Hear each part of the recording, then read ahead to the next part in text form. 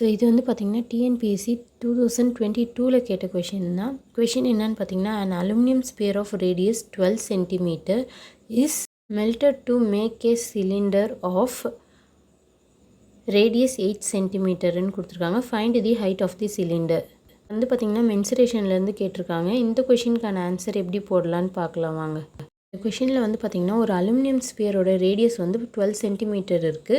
So அதை வந்து உருக்கி என்ன பண்ணுறாங்கன்னா சிலிண்டர் ஷேப்புக்கு கன்வெர்ட் பண்ணுறாங்க. அப்போ வந்து அதோட ரேடியஸ் என்ன ஆகுதுன்னா 8 சென்டிமீட்டராக ஆகுது. அதோட சிலிண்டரோட ஹைட் என்னவாக இருக்கும்னு தான் கொஷின் கேட்குறாங்க.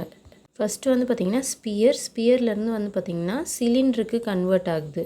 இதோட ரெண்டுத்தோட ரேடியஸும் கொடுத்துட்டாங்க. நம்ம ஹைட் தான் கண்டுபிடிக்கணும்.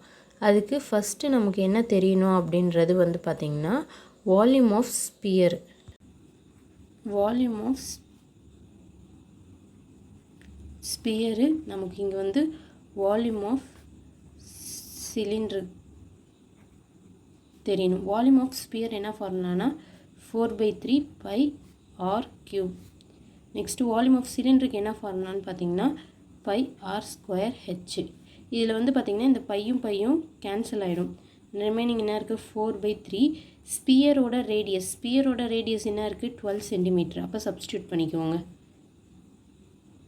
12 × 12 ஈக்குவல் டு நெக்ஸ்ட்டு வந்து பார்த்திங்கன்னா சிலிண்டரோட ரேடியஸ் என்ன இருக்குது 8 × 8 இன்ட்டு ஹைட் வந்து பார்த்திங்கன்னா நம்ம கண்டுபிடிக்கணும். ஹெச்னே நீங்கள் வச்சுக்கோங்க. ஸோ இதில் வந்து கேன்சல் பண்ணுங்கள். 3 டேபிளில் அடித்தா 4 டைம்ஸு. Next 4 2s are 8. திருப்பியும் 4 2s are 8. நெக்ஸ்ட் வந்து பார்த்திங்கன்னா 2 டேபிளில் கேன்சல் பண்ணால் 6 டைம்ஸு. 2 டேபிளில் கேன்சல் பண்ணால் 6 டைம்ஸ். ரிமைனிங் என்ன இருக்குது 36.